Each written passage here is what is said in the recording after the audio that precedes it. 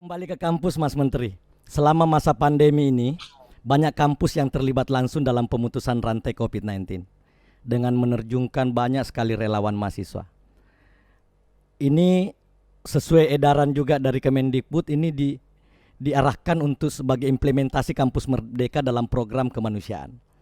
Ya, bagaimana pendapat Mas Menteri menyambung hal ini? Terkadang dalam kegiatan kerelawanan seperti yang saya sebutkan di awal tadi soal administrasi, Mas Menteri, seperti harus ada perjanjian kerjasama dengan mitra, berita acara kegiatan. Padahal di masa pandemi ini tidak sempat dibuat atau bahkan secara alasan etika tidak bisa dibuat gitu.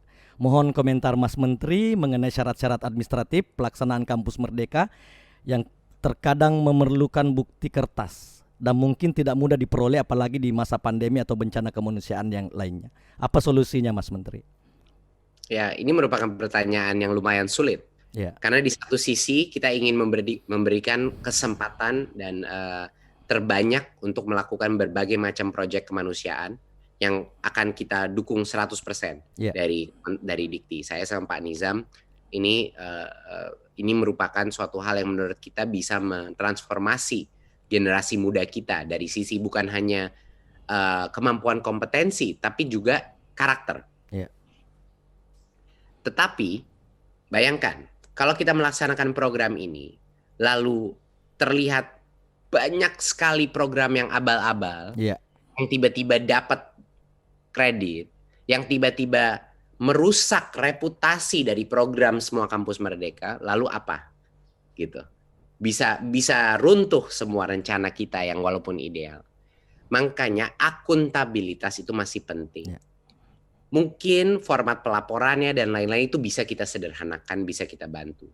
Tapi tentunya di situasi di mana masih banyak sekali pihak bermain dalam hal-hal seperti ini, kita harus memastikan ada akuntabilitas. Baik itu dalam bukti dari pihak ketiganya, apa aktivitasnya, formatnya, kriteria, proyeknya seperti apa. Itu harus ada, Mas Akir. Mohon maaf.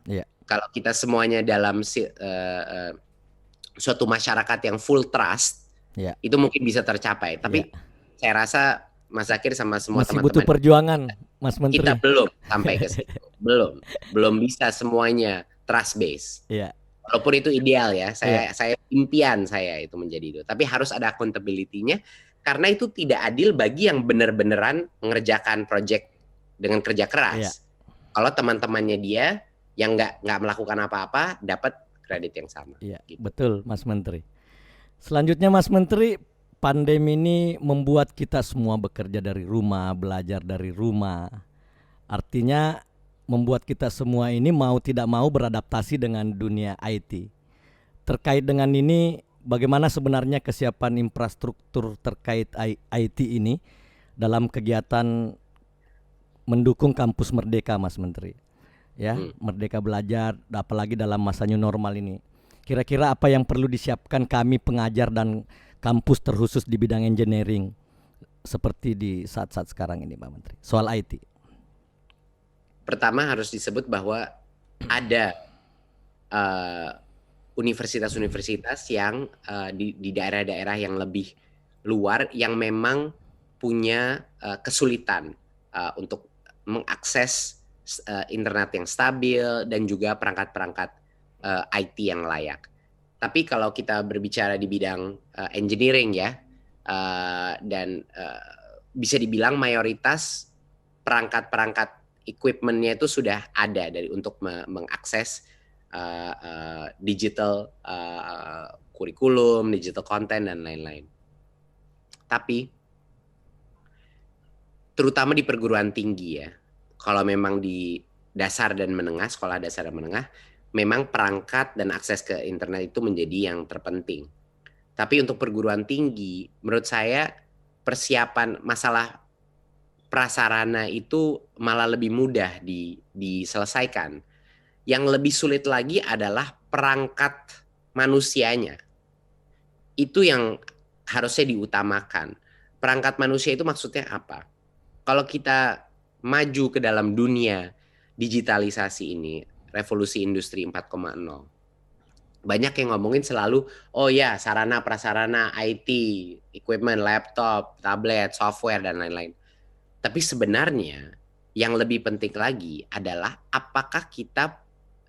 bagaimana kita bukan mengupgrade software kita, tapi mengupgrade mindset kita. Yeah.